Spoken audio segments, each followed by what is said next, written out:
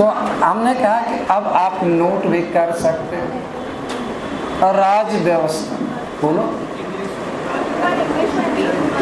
अब देखो बेटा, दोनों संभव नहीं, समझ लो आप जो है लिखने के लिए तो केवल एक है। इस तरह से तो पूरी क्लास ही जो है नहीं हो पाएगी अगर दोनों भाषाओं में। केवल आपको हम लिखाएंगे, समझाने के लिए जो टर्म होगा वह आपको हम इंग्लिश में बोल देंगे।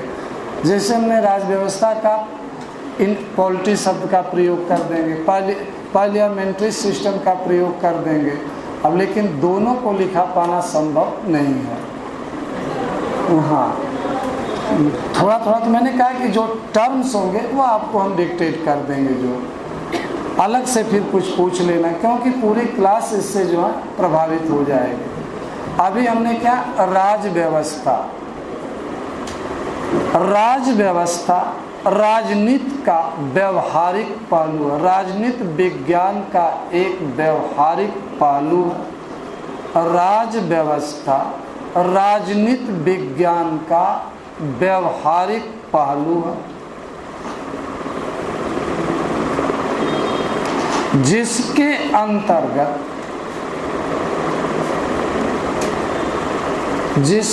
अंतर्गत किसी भी देश की समग्र शासन प्रणाली, जिसके अंतर्गत किसी भी देश की समग्र शासन प्रणाली, प्रशासनिक व्यवस्था, समग्र शासन प्रणाली, प्रशासनिक व्यवस्था और सरकार के कार्य प्रणाली से संबंधित जिसके अंतर्गत समग्र शासन प्रणाली, प्रशासनिक व्यवस्था, सरकार की कार्य प्रणाली से संबंधित व्यवहारों और विषयों का अध्ययन किया जाता है। सरकार के सभी अंगों के समस्त व्यवहारों और कार्य प्रणाली का अध्ययन किया जाता है। देखो, हमने कहा कि पॉलिटी जो है पॉलिटिकल साइंस का एक अप्लाइड पोर्शन है। Polity is applied portion of political science where in we study whole government system, whole administrative system and political system of government, functioning of government, इसके बारे में अध्ययन किया जाता है। तो हमने कहा कि राज व्यवस्था राजनीति विज्ञान का व्यवहारिक पहलू है, जिसके अंतर्गत समग्र शासन प्रणाली, प्रशासनिक व्यवस्था और सरकार के सभी घटकों और उनकी कार्य प्रणाली के बारे में अध्ययन किया जाता। क्लियर हुआ? अब फिर हेडिंग डाल लो, संसदीय सरकार। अभी हम सब टर्म छोटे छोटे जो है उनके बारे में डिस्कस कर रहे हैं। संसदीय सरकार, पार्लियामेंट्री गवर्नमेंट, संसदीय सरकार, पार्लियामेंट्री गवर्नमेंट, कार्यपालिका और व्यवस्थापिका के मध्य संबंधों के आधार पर, कार्यपालिका और व्यवस्थापिका के मध्य संबंधों के आधार पर सरकार को दो भागों में बांटा जाता है।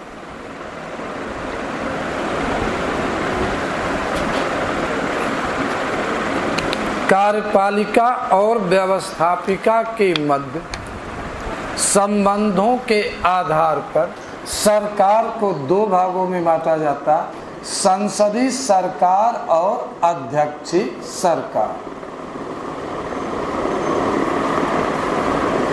संसदीय सरकार और अध्यक्षीय सरकार,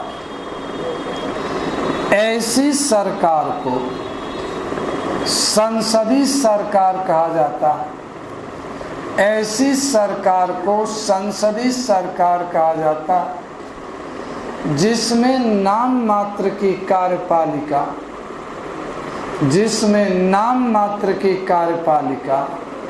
और वास्तविक कार्यपालिका, जिसमें नाम मात्र की कार्यपालिका और वास्तविक कार्यपालिका दोनों अलग अलग होती है।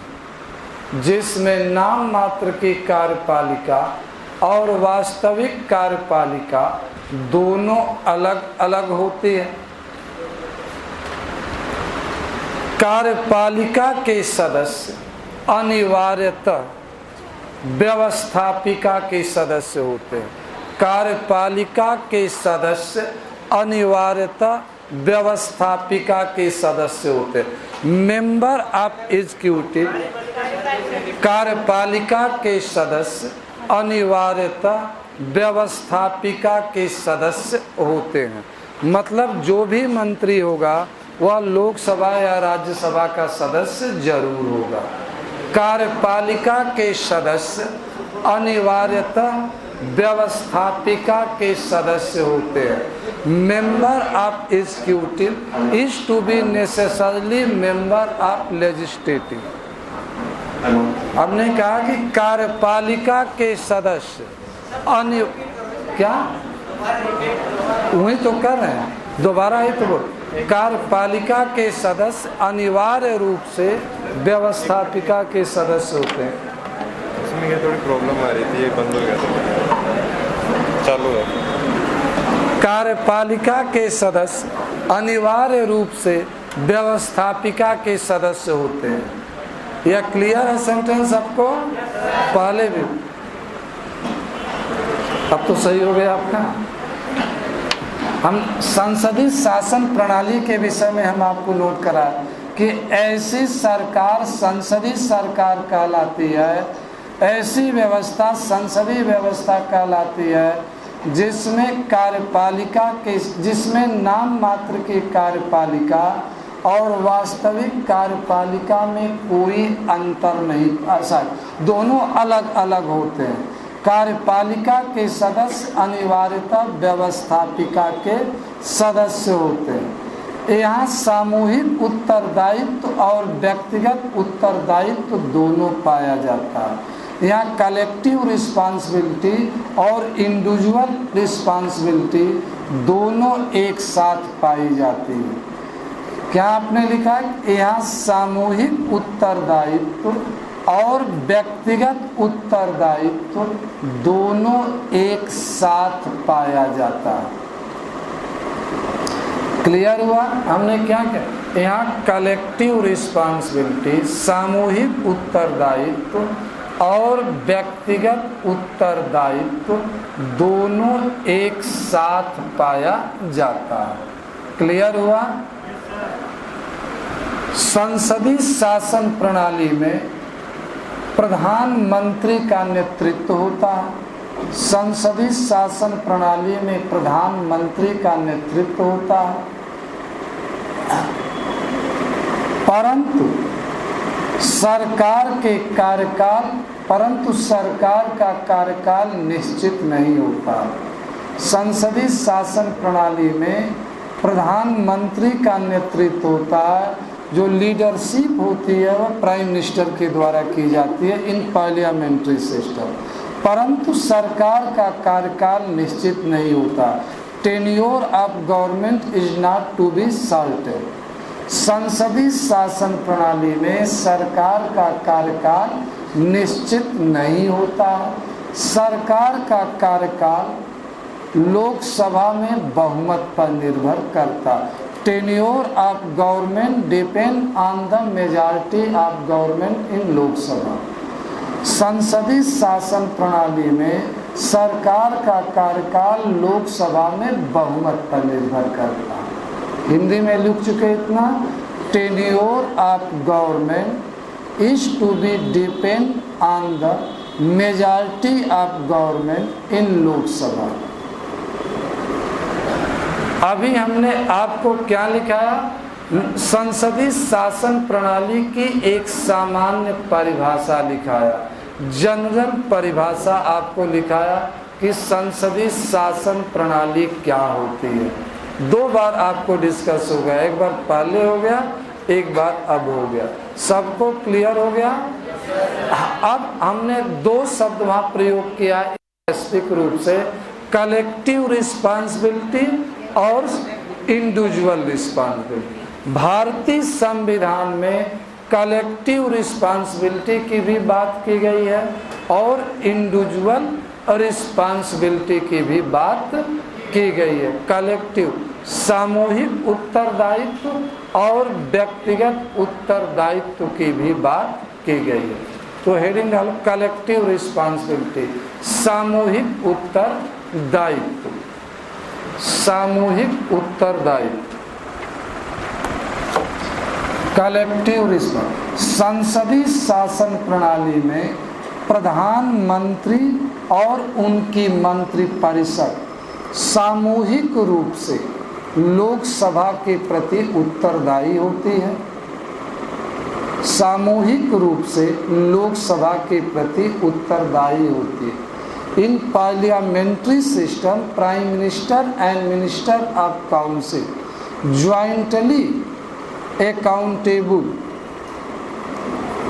ज्वाइंटली एक संसदीय शासन प्रणाली में प्रधानमंत्री और उनकी मंत्रिपरिषद सामूहिक रूप से संसद के प्रति विशेषतया लोकसभा के प्रति जवाबदेह होती है। लिख चुके हमने कहा संसदीय शासन प्रणाली में प्रधानमंत्री और उनकी मंत्रिपरिषद लोकसभा के प्रति सामूहिक रूप से संसद के प्रति सामूहिक रूप से जवाबदेह होती है।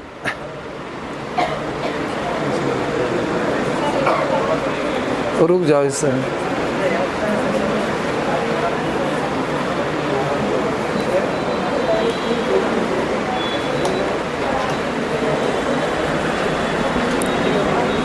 क्या हो जा रहा है?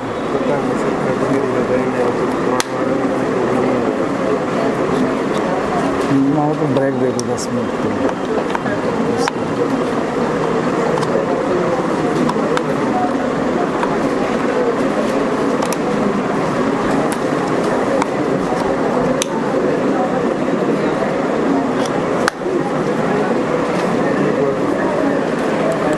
हम बोल रहे थे संसदीय शासन,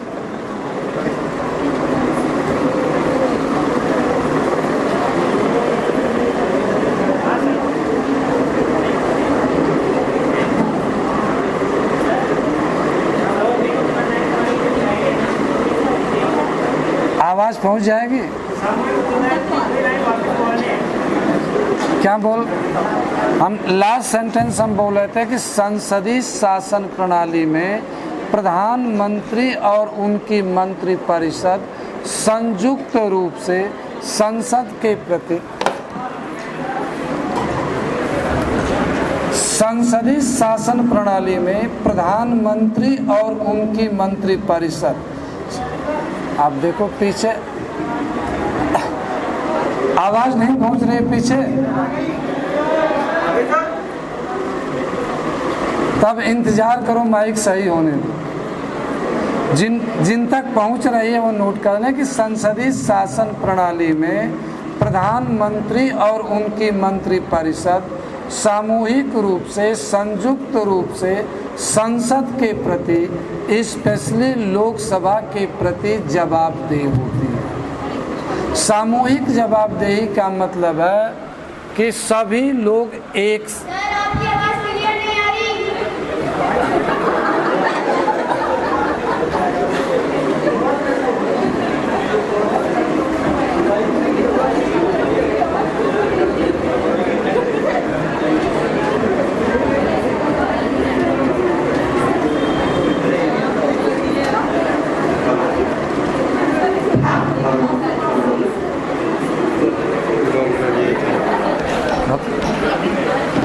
किसको लगा क्या कर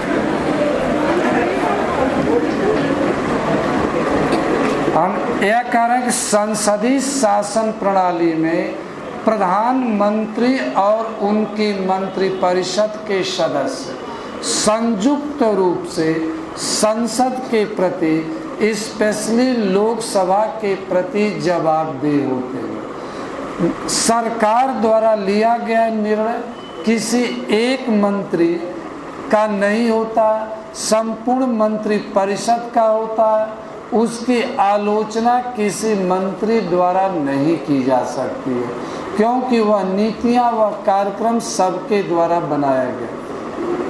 यह मैंने कितना लिखे हो अब ये बताओ। हमने कहा कि शुरू में कि संसदीय शासन प्रणाली में प्रधानमंत्री और उनके मंत्रिपरिषद के सदस्य संसद के प्रति, विशेषतः लोकसभा के प्रति संयुक्त रूप से जवाबदेह होते हैं। इतना लिख चुके हो? फिर उसके आगे आप लिख लो, संसद सामूहिक उत्तरदायित्व के अंतर्गत, सामूहिक उत्तरदायित्व के अंतर्गत सरकार द्वारा लिए गए किसी निर्णय, सरकार द्वारा लिए गए किसी निर्णय या बनाई गई नीतियों या कार्यक्रमों की आलोचना मंत्रिपरिषद का कोई सदस्य नहीं कर सकता। मंत्रिपरिषद का कोई सदस्य नहीं कर सकता। यदि कोई करता तो इसे सामूहिक उत्तरदायित्व का उल्लंघन माना जाए। हमने लास्ट सेंटेंस बोला कि संसदीय शासन प्रणाली में सरकार के द्वारा लिए गए निर्णय या बनाई गई नीतियां या कार्यक्रमों की आलोचना मंत्रिपरिषद का कोई भी सदस्य नहीं कर सकता। यदि ऐसा करता है तो इसे सामूहिक उत्तरदायित्व का उल्लंघन माना जाएगा। क्लियर हुआ सबको? अगर देखो कलेक्टिव रिस्पांसिबिलिटी में होता है कि सरकार ने कोई पॉलिसी बना दिया, सरकार ने कोई डिसीजन ले लिया, सरकार ने कोई योजना बनाई, तो मंत्री उसकी आलोचना नहीं कर सकते। हम और आप कर सकते हैं, विपक्ष कर सकता है, लेकिन जो मिनिस्टर ऑफ काउंसिल के लोग हैं उन्हें आलोचना करने का अधिकार नहीं है। अगर आप नीतियों से सहमत नहीं थे तो आपको जब मीटिंग हो रही थी, नीतियां बनाई जा रही थी, वहीं विरोध करना चाहिए था। वहां पर आपने विरोध नहीं किया, बाद में बाहर आकर विरोध कर रहे हैं, तो इसका मतलब कलेक्टिव रिस्पांसिबिलिटी का उल्लंघन होता है। सामूहिक उत्तरदायित्व, सरकार का जो निर्णय होता है किसी एक व्यक्ति का निर्णय नहीं होता, वह पूरे सरकार का निर्णय ना। ठीक है कि माननीय प्रधानमंत्री जी ने अकेले निर्णय लिया, गृह मंत्री ने अकेले, लेकिन जब मंत्रिपरिषद की बैठक में उस प्रस्ताव को रखा जाता है, मंत्रिपरिषद उसे एक्सेप्ट करती है, तो किसी एक व्यक्ति का निर्णय नहीं होता। क्या होता है? संपूर्ण सरकार का निर्णय होता है। क्लियर हो गया? ये कलेक्टिव रिस्पांसिबिलिटी। अब है इंडिविजुअल रिस्पांसिबिलिटी, व्यक्तिगत उत्तरदायित्व। क्या बेटा? दोबारा बोल दें? लास्ट में हमने कहा कि यदि सरकार द्वारा लिए गए निर्णय या सरकार द्वारा बनाई गई नीतियों या कार्यक्रमों या योजनाओं का किसी मंत्री के द्वारा आलोचना की जाती है, तो इसका अर्थ हुआ कि वह सामूहिक उत्तरदायित्व के सिद्धांत का उल्लंघन करता। मंत्री आलोचना नहीं कर सकता। मैंने कलेक्टिव रिस्पांसिबिलिटी में जो भी निर्णय लिए जाते हैं इंडिविजुअल नहीं होते हैं, कलेक्टिव निर्णय होते हैं। सरकार कोई डिसीजन लेती है, पॉलिसी बनाती है, योजना बनाती है, तो इस योजना के अगेंस्ट बोलने का अधिकार मंत्री को नहीं है। Member of minister of council can not to be criticised. हम और आप क्रिटिसाइज कर सकते हैं, लेकिन मोदी जी के सहयोगी मोदी जी की आलोचना नहीं कर सकते हैं, क्योंकि मीटिंग जब हो रही थी तो सबने यस बोला था, तो बाहर आकर के नो क्यों बोल रहे हो? जो विरोध करना था आपको अंदर करना चाहिए। क्लियर हुआ? अब कलेक्ट इंडिविजुअल रिस्पॉन्सिबिलिटी, व्यक्तिगत उत्तरदायित्व, इंडिविजुअल रिस्पॉन्सिबिलिटी, व्यक्तिगत उत्तरदायित्व। संसदीय शासन प्रणाली में प्रत्येक मंत्री अपने विभाग के कार्यों और निर्णयों के लिए व्यक्तिगत रूप से जवाबदेह होता है। संसदीय शासन प्रणाली में प्रत्येक मंत्री अपने विभाग के कार्यों, नीतियों, परफॉर्मेंस आदि के लिए उत्तरदायी होता है। हमने कहा गया कि संसदीय शासन प्रणाली में प्रत्येक मंत्री व्यक्तिगत रूप से, इंडिविजुअल